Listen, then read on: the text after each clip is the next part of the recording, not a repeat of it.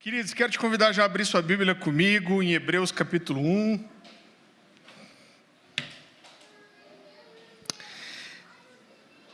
Eu quero, não é exatamente uma continuidade, mas eu quero falar sobre a mesma coisa que eu falei na semana passada, sobre a importância de anunciar o Evangelho.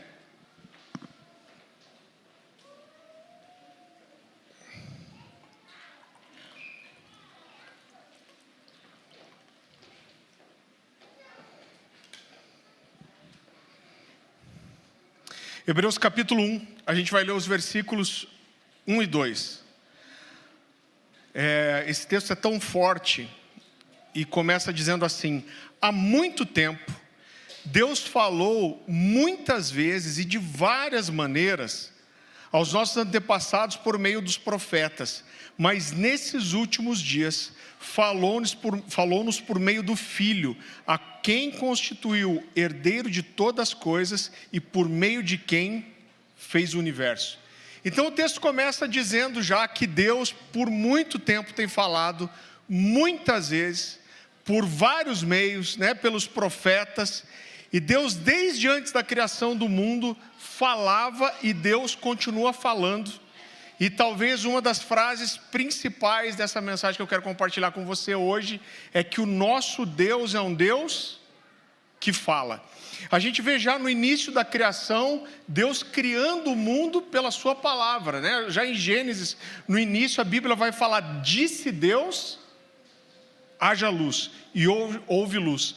Já no terceiro versículo de Gênesis, a gente vai ver essa expressão se repetir várias vezes: disse Deus. E pelo fato de Deus ter dito, as coisas vieram a ser criadas. É muito interessante porque algumas vezes, principalmente no Antigo Testamento, Deus faz uma apologia de si mesmo em relação aos outros deuses que existiam. Então Deus vai falar: olha, eu não sou como os outros deuses. Solta um manto para mim aí que eu fico meio, ainda mais com o barulho das crianças, o TDAH começa a pitar aqui. Isso, agora sim,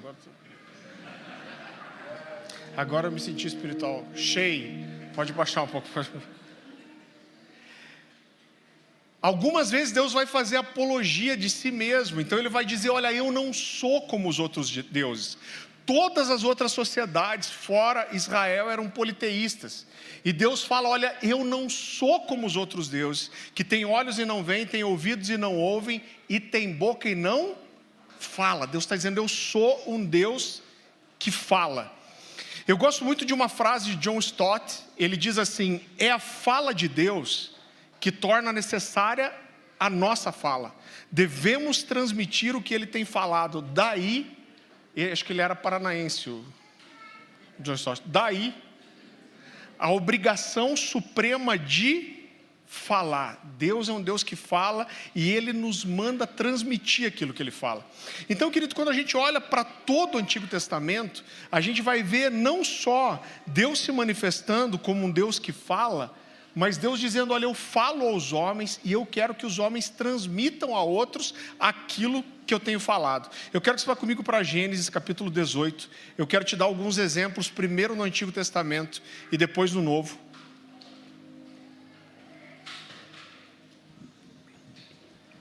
Gênesis 18, versículo 17. Olha só que poderoso esse texto. A palavra do Senhor diz assim: então o Senhor disse: esconderei de Abraão o que eu estou para fazer? Abraão será o pai de uma nação grande e poderosa, e por meio dele todas as nações da terra serão abençoadas. Pois eu o escolhi para que ordene aos seus filhos e aos filhos dos seus filhos, os seus descendentes, que se conservem no caminho do Senhor, fazendo o que é justo e direito, para que o Senhor faça vir a Abraão o que lhe havia prometido. Então olha só, já no começo, quando Deus pega ali o primeiro patriarca, Deus está dizendo assim: eu vou esconder de Abraão o que eu estou para fazer? Não. Deus está dizendo: eu vou contar para ele, eu vou falar para ele. E não é só isso, Deus está dizendo: olha, eu escolhi, eu vou revelar para Abraão a minha vontade, e ele deve transmitir o que eu falo para os seus filhos e para os filhos dos seus filhos, e para as futuras gerações. Então, com isso, Deus está dizendo: olha, eu quero não só falar, me comunicar, eu quero que você entenda, mas eu quero que você passe isso adiante, né? Deus vai ordenar para Moisés que Moisés fale.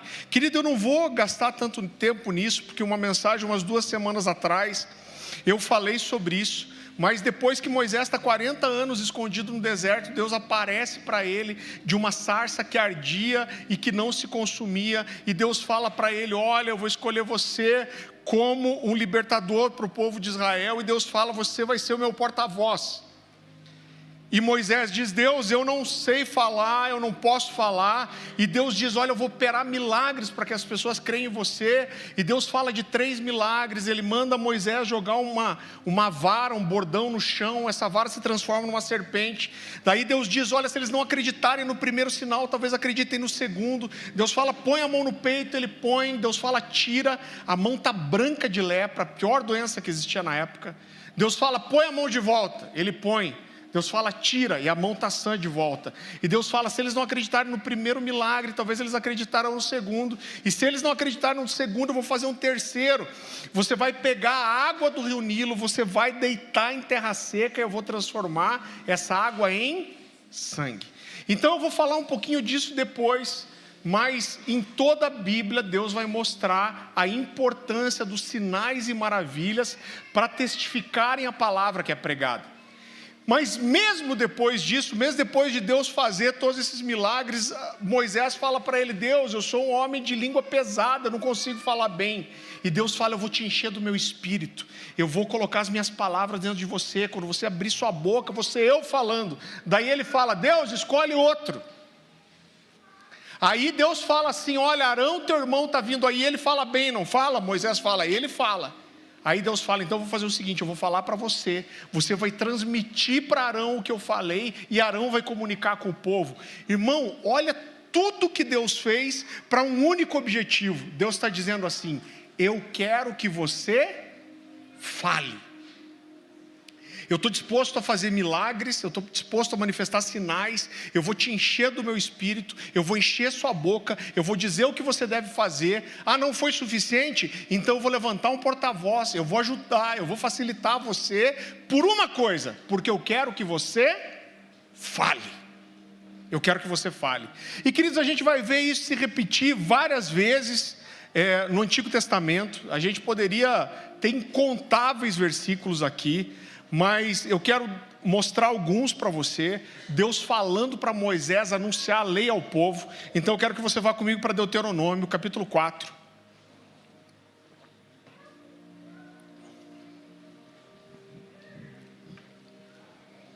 Deuteronômio, capítulo 4, versículo 13.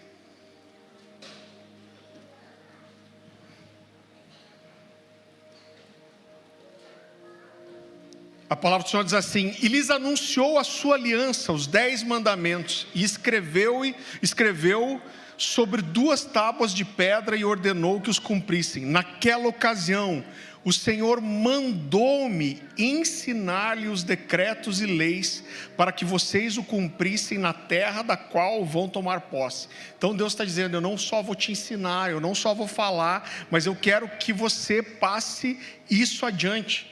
Deus levanta profetas em toda a Bíblia para anunciar a sua palavra, a sua vontade. Eu quero que você vá comigo para Amós capítulo 3. Esse é um texto muito conhecido. Amós capítulo 3, a gente vai ler o versículo 1 primeiro.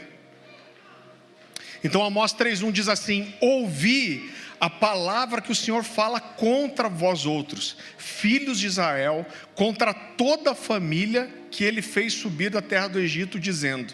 Então no início já do capítulo de Amós, Deus está dizendo: ouçam, eu estou repetindo algo para vocês que o Senhor me disse, Ele me mandou falar para vocês. E a partir do versículo 7, Ele vai dizer assim: certamente o Senhor soberano não faz coisa alguma sem revelar primeiro ao seu plano aos seus servos os profetas. Rugiu o leão, quem não temerá? O Senhor soberano falou, quem não profetizará? Irmão, esse texto mexe demais comigo, porque ele está dizendo assim: olha, o Deus que é criador do céu e da terra, onipotente, onipresente, onisciente, aquele que não precisa de ninguém, que é soberano, que sustenta todas as coisas pela palavra do seu poder. Deus está dizendo assim: Deus escolhe limitar a si mesmo. Então Deus diz, Ele é soberano, Ele é onisciente, onipresente, onipotente, mas Ele está dizendo: eu escolho não fazer nada, até que eu revele o meu plano aos meus santos servos, os profetas. Deus está escolhendo se limitar até que Ele encontre pessoas dispostas a ouvirem a sua voz, entender o que Ele está dizendo e declarar. E Deus está dizendo: só depois disso eu vou fazer. Cara, isso mexe comigo e eu entendo. Isso é uma coisa que a gente tem ensinado tanto para as pessoas, querido, porque isso nem estava na minha mensagem, mas às vezes você tem alguns confrontos com algumas pessoas de expor a verdade. E eu estava conversando com um casal de diáconos essa semana, e eles falaram: mas você não se cansa com isso? Você acha que vale a pena expor o pecado mais uma vez para essa pessoa? Eu falei: olha, às vezes Deus não quer que a gente declare para que a pessoa mude. Todos os indicativos são de que a pessoa não vai mudar, mas muitas vezes Deus quer que a gente declare para que a sentença seja justa. Porque um dia Deus vai olhar para essas pessoas e vai falar: você não tem desculpa, eu enviei os profetas. É isso que vai falar no Novo Testamento, quando fala da parábola da vinha, por exemplo. Deus está falando: eu enviei meus profetas e vocês rejeitaram todos os alertas que foram dados. Então, querido, Deus está dizendo: eu não vou fazer nada sem primeiro eu encontrar parceiros que estejam dispostos a me ouvir e anunciar o que eu disse, e só depois eu vou me mover. E depois o texto diz: rugiu o leão, quem não tremerá? Falou o Senhor, quem não profetizará. O que a Bíblia está dizendo? Que quando Deus fala, precisa haver uma resposta, e essa resposta é tremor e temor, mas essa resposta é profecia, essa resposta é palavra, essa resposta é replicar aquilo que o Senhor está fazendo. Então Deus vai considerar, ainda a gente no Antigo Testamento, como rebeldes aqueles que se negam a ouvir a sua voz. Eu quero que você vá comigo para Isaías capítulo 30.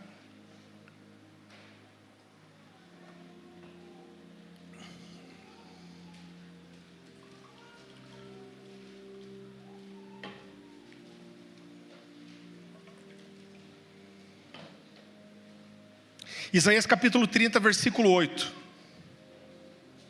Então olha o que o Senhor fala: vai agora e escreve isso na tábua perante eles, registre-o num livro, para que fique como testemunho para o tempo vindouro, para sempre.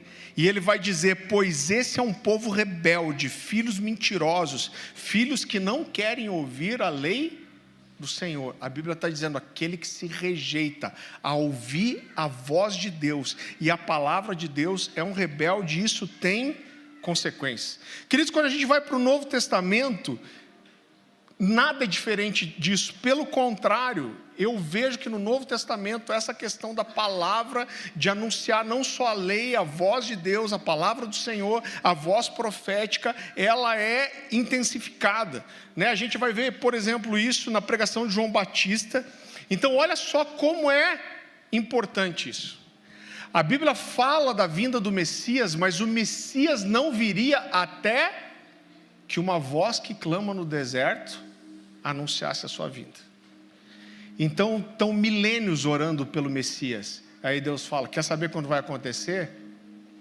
Vai haver uma voz clamando no deserto. Jesus não vem até que um profeta se levante e anuncie que ele está vindo. Vá comigo para Mateus capítulo 3.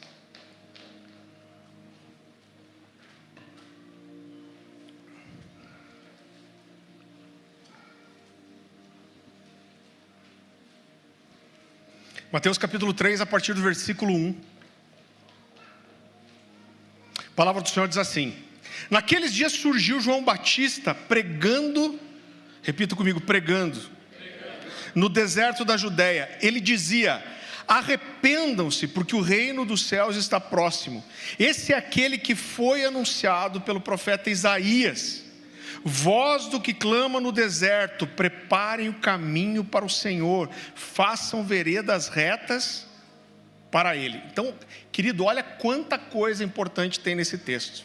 A Bíblia diz que João Batista aparece pregando e anunciando, pregando arrependimento e dizendo que o reino de Deus está próximo. E ele diz assim: eu sou aquele sobre o qual Isaías profetizou. Eu sou a voz que clama no deserto e prepara o caminho para o Messias.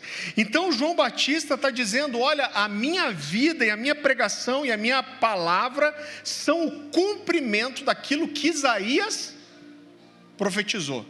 Ele está dizendo há muito tempo atrás, Isaías profetizou que uma voz clamaria no deserto, e isso antecederia a vinda do Messias. E ele diz: sou eu.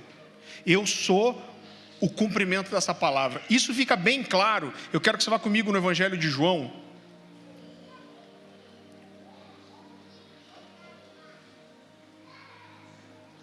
Evangelho de João, capítulo 1. A partir do versículo 15.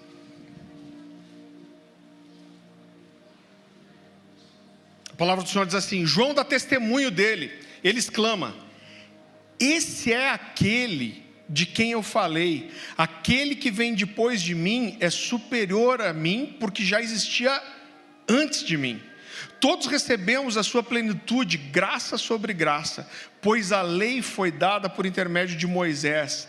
A graça e a verdade vieram por meio de Jesus Cristo. Ninguém jamais viu a Deus, mas o Deus unigênito que está junto do Pai o tornou conhecido. Ele está declarando aqui, ele está declarando quem é Jesus e que ele anunciou a vinda do Messias. Queridos, quando a gente vai olhar para Jesus e a pregação de Jesus, e essa é uma das coisas que mais mexe com o meu coração como um pregador do Evangelho, você vai entender onde eu quero chegar. A Bíblia vai começar já em João capítulo 1, versículo 1. Você está pertinho aí, vá comigo para João 1. João 1, 1.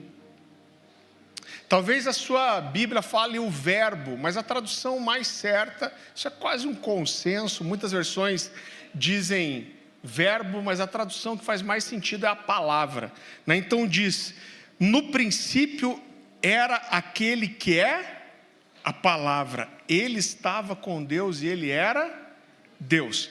E um pouquinho para frente, 1,14, vai dizer assim: aquele que é a palavra tornou-se carne e viveu entre nós.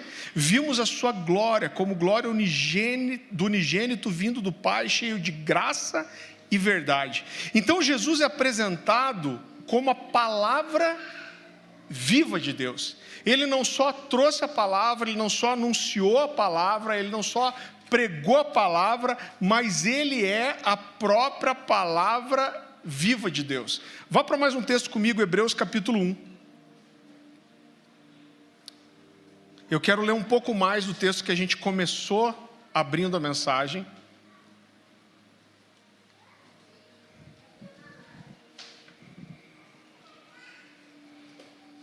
Hebreus capítulo 1, versículo 1. A palavra do Senhor diz assim: havendo Deus outrora falado por muitas vezes e de muitas maneiras aos pais pelos profetas, nesses últimos dias nos falou pelo Filho, a quem constituiu o herdeiro de todas as coisas, pelo qual também fez o universo. Ele é o resplendor da glória e a expressão exata do seu ser, sustentando todas as coisas pela palavra do seu poder.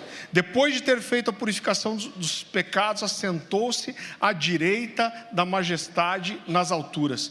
Uma das coisas que mais mexe comigo como um pregador do Evangelho é que para que Jesus fosse o nosso Salvador, ele precisava simplesmente ter morrido sem pecado por nós. Isso já faria com que Jesus fosse o nosso Salvador. Mas mesmo assim, presta atenção nisso, talvez você nunca... É uma coisa muito simples e clara, mas talvez você nunca pensou por isso.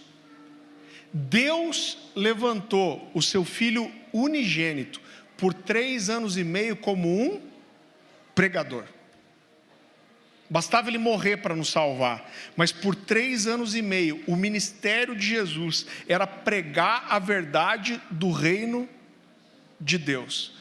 Jesus pregou para Jesus pregou para multidões, Jesus pregou para os discípulos, Jesus pregou na sua terra, Jesus pregou de forma itinerante. Jesus, como homem, era um pregador. Quando Jesus morre, ele morre pregando. Enquanto ele está 3 dias morto, ele prega no Hades, nas regiões inferiores da terra, e quando ele volta 40 dias aparecendo para os discípulos, ele continua pregando.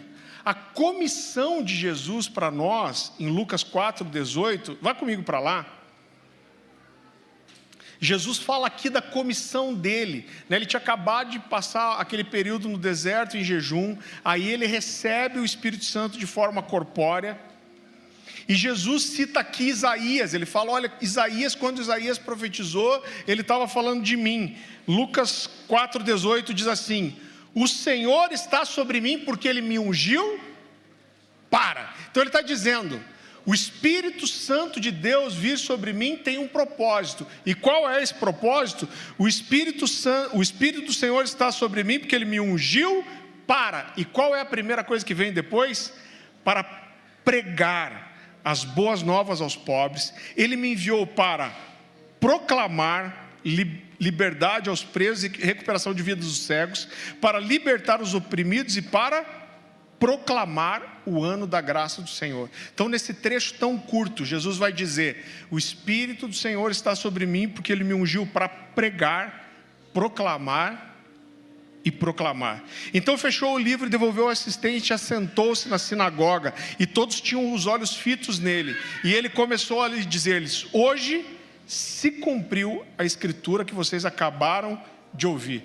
Querido, Jesus foi o primeiro pregador do cristianismo, e Jesus deixa como uma grande marca do cristianismo a pregação pública. Jesus é o nosso exemplo. Outra coisa que é muito importante entender aqui, você vai entender onde eu quero chegar. Apesar de Jesus realizar muitos milagres, e eu não quero de forma nenhuma passar uma ideia que a gente está menosprezando os milagres, porque uma das coisas que o nosso coração hoje cantou muito sobre isso, uma das coisas que o Senhor tem pesado no nosso coração, querido, é sobrevivermos um tempo não só de milagres, de manifestações sobrenaturais. A promessa de Jesus, a promessa bíblica é que os sinais seguiriam os que creem. Então é totalmente incoerente a gente pregar a fé, mas não manifestar os sinais que Deus falou que seguiriam os que creem. Eu tenho fé, eu quero falar para você da minha fé. A gente poderia dizer, você tem fé? Então cadê os sinais que seguem os que creem? Tem alguma coisa errada. Então eu não estou menosprezando os sinais, mas os sinais, querido, eram muito importantes, inclusive, para testificar a mensagem que era pregada. Eu quero que você vá comigo para o Evangelho de João, capítulo 20.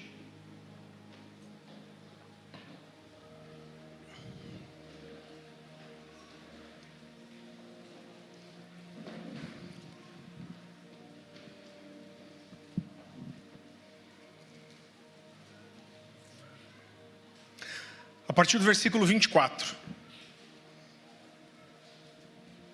Aqui é quando Jesus está aparecendo durante os 40 dias.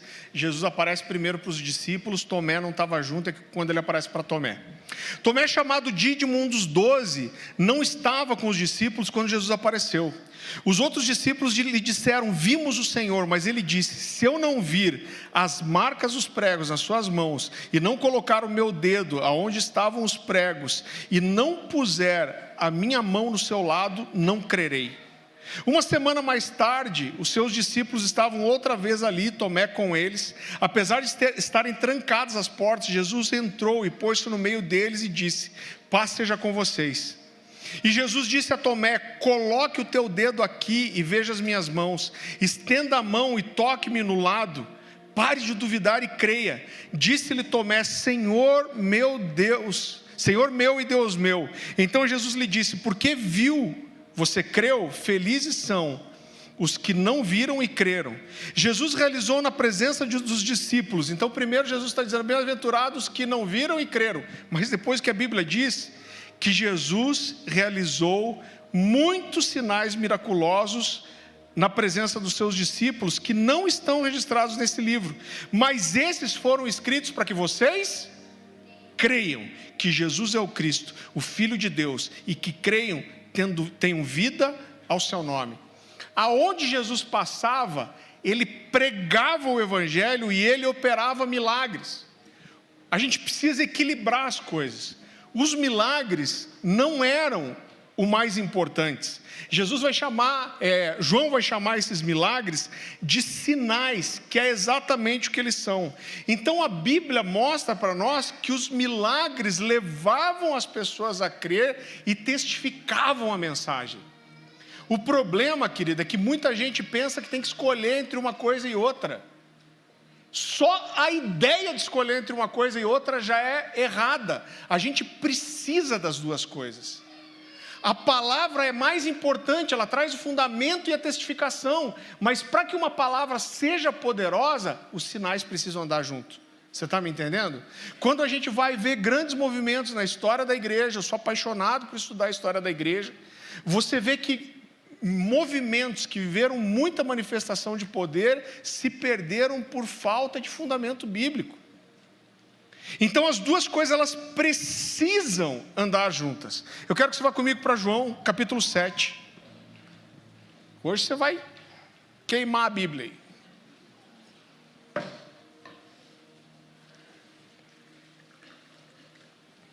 João capítulo 7, versículo 31.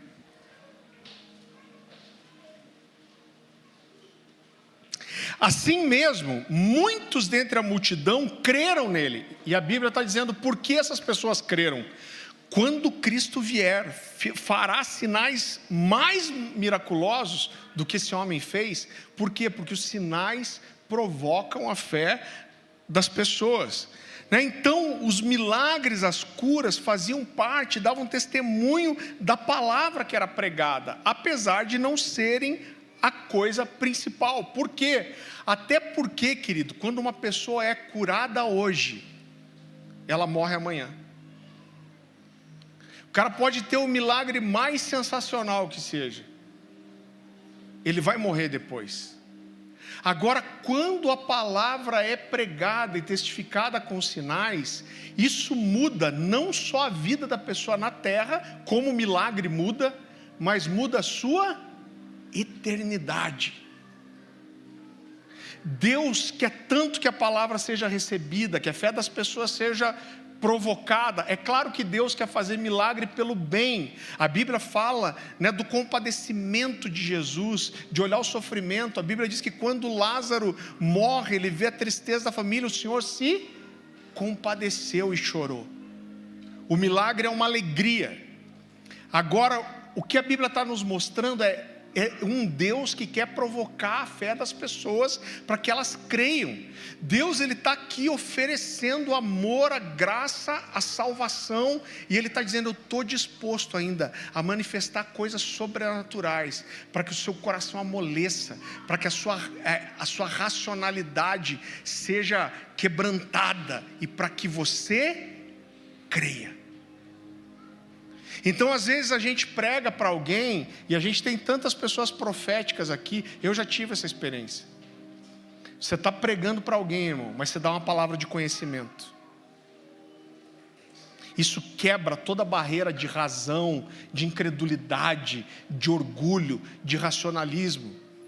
Você ora por uma pessoa, ela é curada, isso desmonta a estrutura orgulhosa das pessoas, quebranta o coração, e a palavra entra de uma forma diferente. Você está entendendo que eu não quero menosprezar o poder de um milagre, de uma manifestação sobrenatural?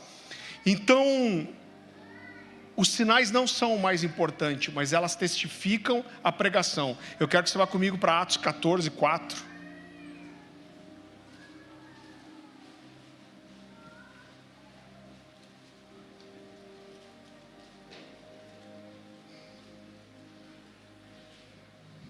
palavra do Senhor diz assim: Paulo e Barnabé demoraram ali muito tempo, falando de Antioquia, falando ousadamente no Senhor, o qual confirmava a palavra da sua graça, concedendo que por mão deles se fizessem sinais e prodígios.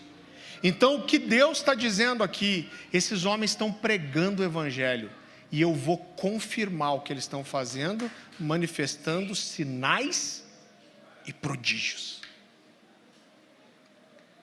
Cara, como a gente pode viver sem isso? Jesus nos comissiona a pregar e diz que os sinais seguiriam os que creem. A igreja nasce com uma comissão de Jesus. Qual é a comissão de Jesus para a igreja? Pregar e fazer discípulos. Marcos capítulo 16, versículo 15.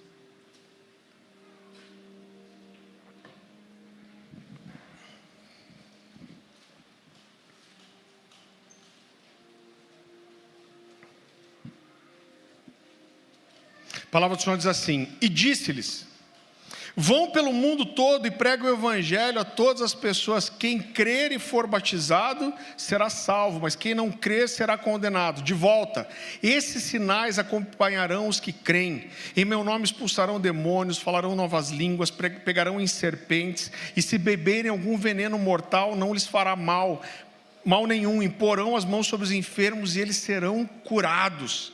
Depois de lhes ter falado, o Senhor Jesus foi levado ao céu e assentou-se à direita de Deus. Então os discípulos saíram e pregaram em toda parte, e o Senhor cooperava com eles. Olha quantas vezes vai repetir isso: confirmando-lhes a palavra com os sinais que lhes acompanhavam. Então, querido, não tem como olhar para a história da igreja, mesmo de forma superficial, sem perceber que a pregação sempre foi fundamental no nascimento da igreja, no crescimento da igreja e na vida diária da igreja.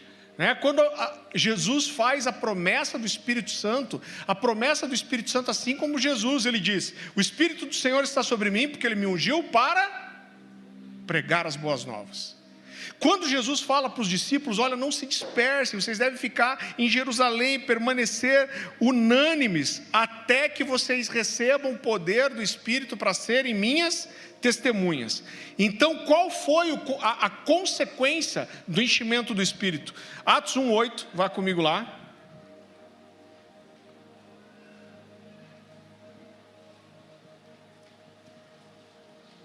Atos capítulo 1, versículo 8.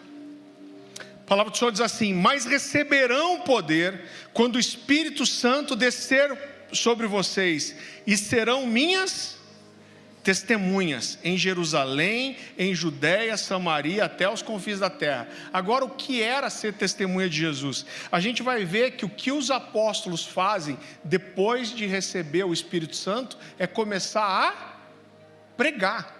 Eles estavam acompanhando Jesus, e quem pregava era Jesus. Mas depois que eles recebem esse mesmo Espírito que estava sobre Jesus, imediatamente esses homens começam a pregar com poder e a manifestar sinais. Vamos um pouquinho para frente, Atos capítulo 2,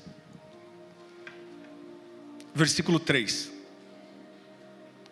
Aqui está falando sobre o recebimento do Espírito Santo. E viu que parecia línguas de fogo que se separaram e pousaram sobre cada um deles.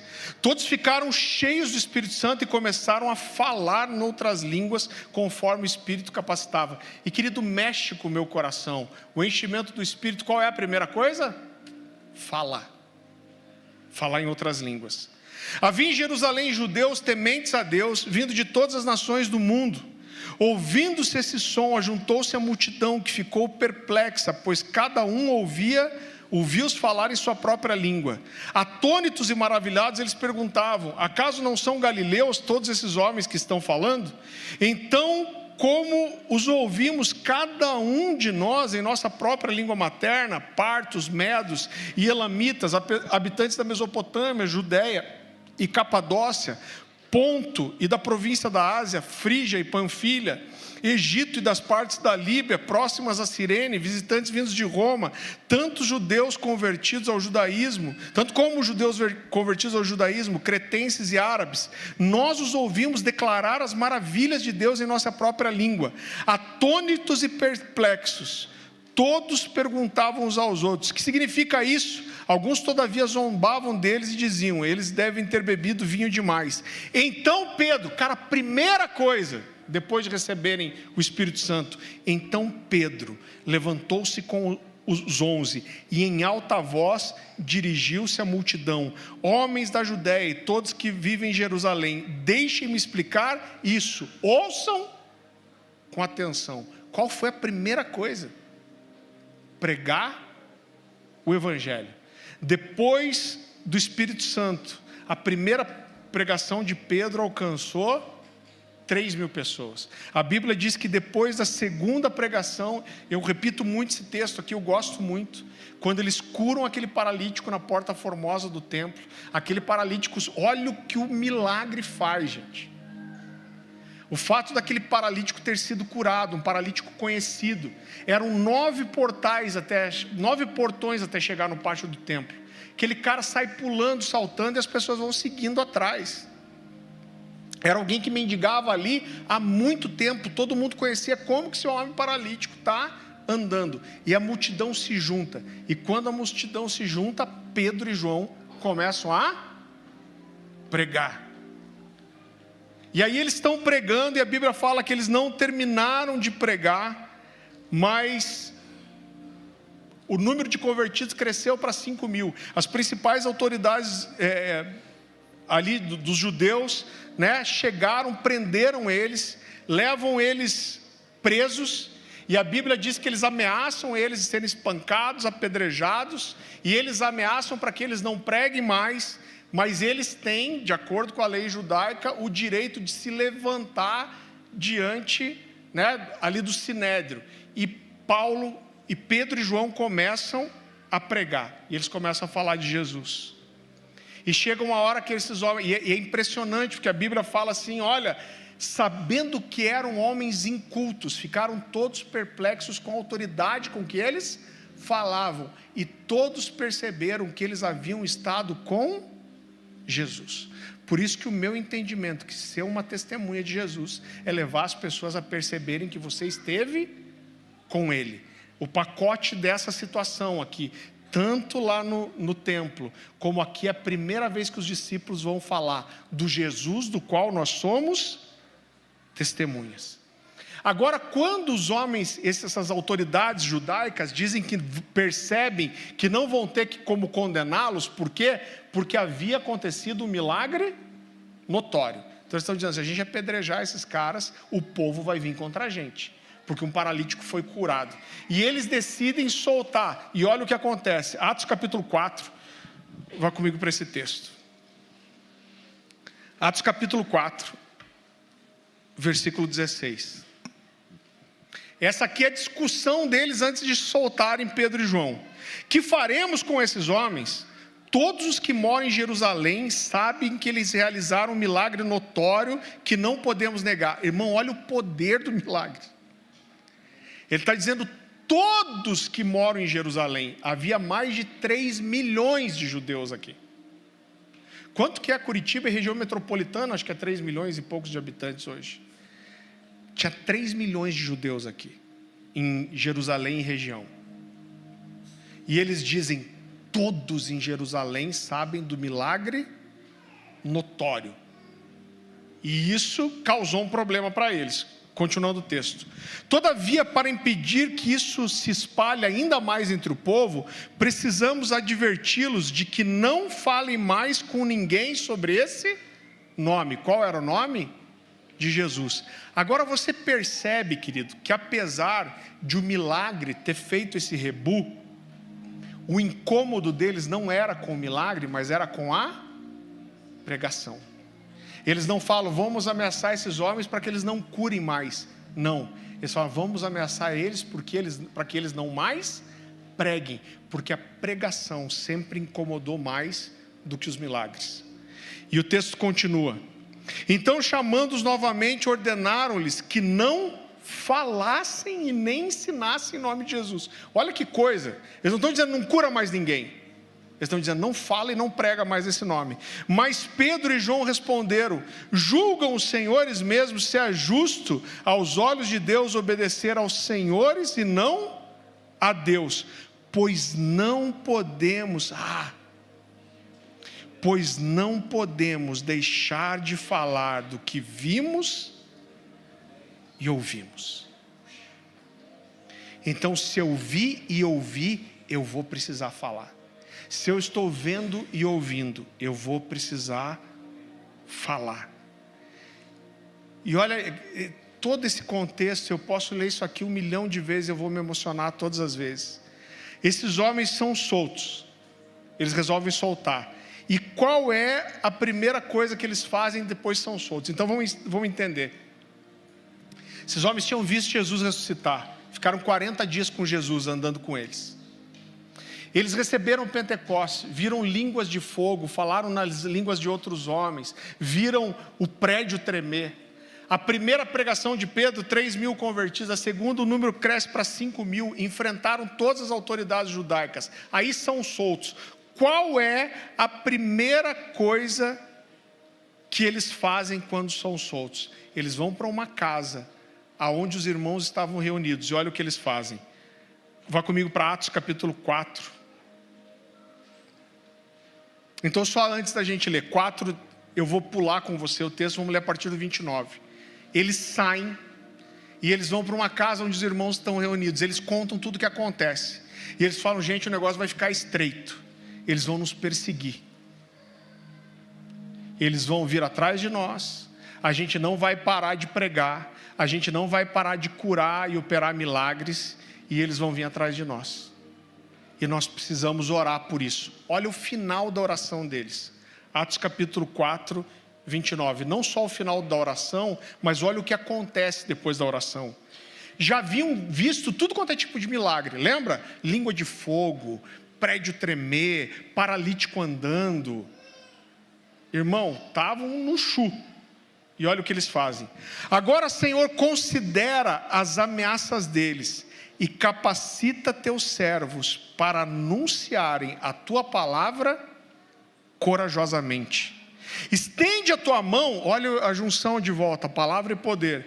Estende a tua mão para curar e realizar sinais e maravilhas por nome do teu santo servo Jesus. E olha o que acontece depois. Então vamos lá, estão cheios de poder já, língua de fogo, prédio tremendo, paralítico andando. Deus nos dá coragem para continuar anunciando e nos dá o poder para fazer os sinais e maravilhas. Qual é a resposta de Deus para a oração?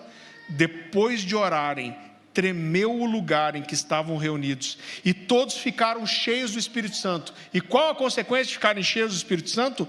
E anunciavam corajosamente a palavra de Deus. Queridos, a pregação bíblica, ela faz parte da essência do cristianismo.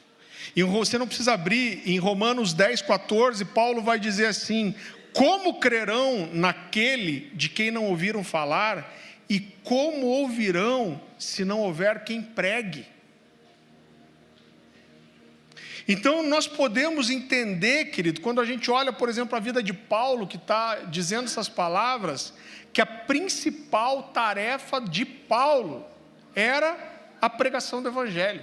Em 1 Coríntios 9, 16, 17, você não precisa abrir também, Paulo vai dizer: contudo, quando prego o Evangelho, não posso me orgulhar, pois me é imposta a necessidade de pregar. Ai de mim, se não pregar o Evangelho, porque se prego de livre vontade, tenho recompensa. Contudo, como prego por obrigação, estou simplesmente cumprindo uma incumbência que me foi confiada. Paulo vai dizer: ai de mim, se eu não pregar o Evangelho.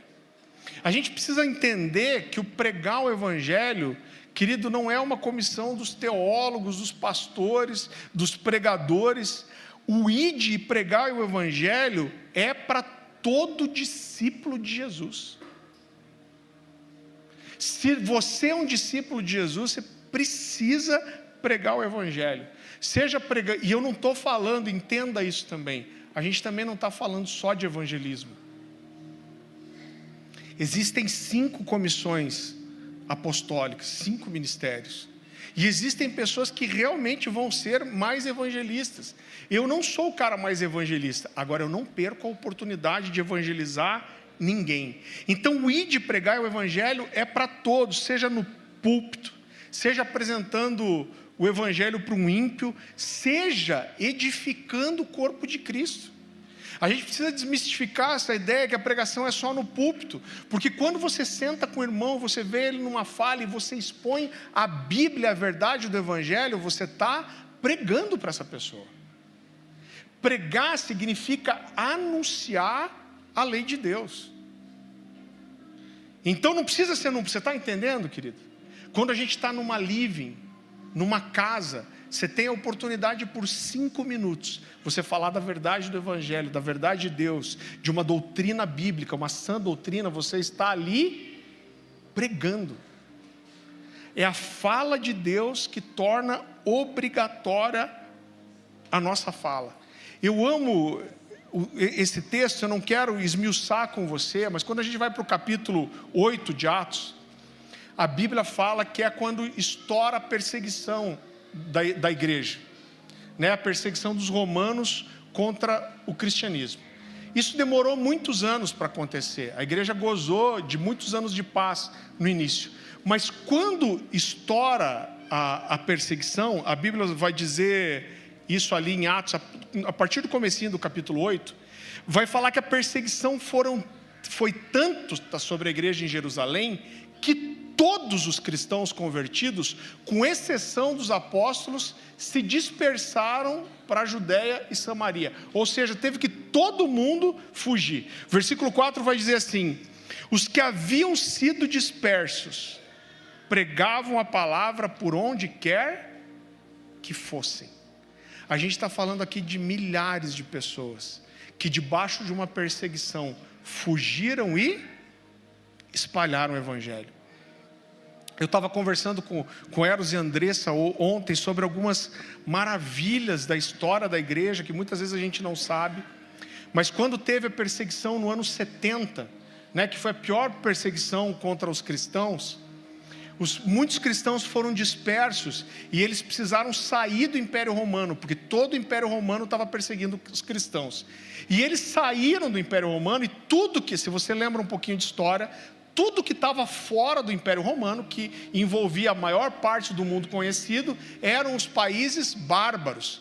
Né? Então você tem ali a região de Portugal, fazia parte de país bárbaro, né? As partes nórdicas. E muitos desses cristãos foram para esses países bárbaros. Olha o que esses homens fizeram. Isso para mim é uma das coisas mais lindas na história do início da igreja primitiva. Eles chegaram nesses lugares e primeiro eles aprenderam a língua desses povos, não só para poder se comunicar, mas para poder pregar. Esses povos, a maioria deles, não tinha a língua escrita. E esses missionários cristãos aprenderam primeiro a língua, depois desenvolveram a língua escrita para esses povos, para traduzir a Bíblia e ensinar eles a lerem. Então é por isso que a base, querido, da maioria dessas línguas, a construção da escrita vem de um fundo grego. Então olha onde esses homens foram para pregar o Evangelho.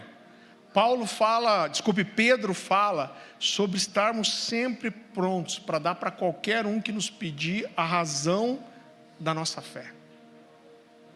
Você precisa ter isso na ponta da língua, você precisa saber dizer. Uma das coisas que mais me assusta é ver que tem muito crente que não consegue expor o plano de salvação, não consegue falar da substituição da cruz. Então eu tenho sentido muito no meu coração, queridos, esse encargo sobre a pregação. Não só a pregação como evangelismo. A gente é uma igreja que tem uma adoração profunda, a gente tem palavra com muito fundamento, e eu sei que esse é o contexto que às vezes não atrai mais o novo convertido. A gente tem as casas para isso, mas eu sinto uma urgência do nosso coração queimar por anunciar o Evangelho ao perdido. Mas não só isso.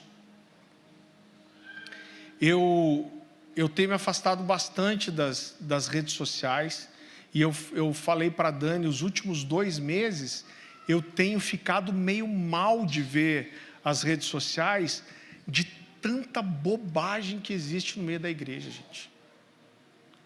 Me deu um sentimento de como a gente conserta isso. Porque é uma falta de fundamento bíblico absurda. É muita distorção, né? E você pega pessoas desprotegidas. Eu vi um pseudo-pastor dizendo assim: o título do vídeo é Deus não condena a homossexualidade, e eu vou te provar na Bíblia. Eu falei, cara, com uma chamada dessa, deixa eu ver o que esse idiota está falando, né? E no fim das contas, ele não prova nada, claro que não prova nada. E fala um monte de bobagem. Só que você pega pessoas que não têm fundamento bíblico, que são incautos, e eles são enganados por essas falsas doutrinas. E é assustador como esse tipo de coisa se propaga na internet. Eu cheguei a ficar meio deprê, meio para baixo, gente. Então, quanto a gente tem no Brasil de igrejas que são sadias biblicamente, são sadias em doutrina. Então, se você está recebendo um depósito aqui, e é claro que é absurdo você esperar isso só do púlpito. A nossa função aqui é provocar seu coração para que você queime pelas Escrituras, que você queime por estudar. Por isso a gente está sempre indicando livros aqui, estudos, cursos. Mas você precisa ter essa sede, porque o ruim, ele está nas redes sociais, ele está ensinando bobagem, ele está falando porcaria. E o meu coração, ele desanima por ver o que eu tenho visto nas redes sociais, mas por outro lado, meu coração se enche de esperança por pensar o que vocês podem fazer nesses ambientes. O que vocês podem fazer com os amigos que são crentes, o que você pode fazer aqui dentro da igreja. Está chegando gente o tempo todo, né? O que você pode fazer nas redes sociais mesmo, gente. É muita bobagem, gente. A gente precisa amar as Escrituras, mergulhar nisso e entender que a pregação do Evangelho, ela é uma obrigação de todo discípulo de Jesus. Isso está queimando o meu coração. A gente tem orado, falado das impressões para o ano seguinte. A impressão do meu coração são esses fundamentos elementares, que eu poderia resumir em 3 coisas: profundidade na palavra, presença e poder de Deus, milagres, maravilhas, sinais e verdadeira comunhão. Irmão, é só o básico, mas a gente precisa mergulhar nessas coisas. Você recebe essa palavra? Baixe sua cabeça, eu quero orar com você. Senhor meu Deus, eu te peço que o Senhor prepare o nosso coração, nos guie, Senhor. Eu te peço que o Senhor traga fome e sede da Tua palavra, Senhor. Que o nosso coração queime por Te conhecer em intimidade, em oração, mas que o nosso coração queime por enfiar nossa cara na Bíblia, por nos alimentarmos do Senhor, das Escrituras, Senhor. Que haja entendimento, que haja revelação, que haja discernimento, que hajam os sinais do nosso meio, testificando a palavra que é pregada, Senhor. Nos livra das desculpas espirituais, desculpas religiosas, para que algumas coisas não aconteçam. Nós clamamos por isso, pela Sua palavra, pela manifestação do Seu poder, Senhor, e pela comunhão verdadeira entre nós. Não existe comunidade sem comunhão, Senhor. Nós reconhecemos isso. Queima o nosso coração, não só por mergulhar nas Escrituras, mas para anunciar o Evangelho. Que o Senhor traga, Pai, esse encargo, como Paulo fala aqui: ai de mim se eu não pregar o Evangelho. Nós não precisamos de um púlpito para isso. A gente precisa ter o desejo, ter a palavra pulsando e queimando no nosso coração, Senhor, para que a gente tenha o depósito para transbordar. Nos leva para esse lugar, que nós possamos servir, Pai, a nossa geração, trazendo luz, verdade, aonde nós pisarmos, Senhor. Que aonde nós pisarmos, que a gente não passe despercebido, que as pegadas do Evangelho da paz, as marcas do Evangelho da paz, sejam deixadas aonde a gente passar, Senhor. Que nós possamos transbordar desse bom depósito aonde formos, que os sinais nos acompanhem, Pai. Nós te pedimos, Jesus, nos leva para esse lugar, nos prepara para tudo que o Senhor quer fazer nesse ano no nosso meio, Senhor. Prepara o nosso coração para esse culto da virada. Fala conosco, que os nossos ouvidos estejam sensíveis, porque o Senhor é um Deus que sempre falou, o Senhor continua falando e o Senhor sempre vai falar. Então que os nossos ouvidos estejam atentos, apurados, para ouvir a sua voz e responder a ela, em nome de Jesus, Senhor.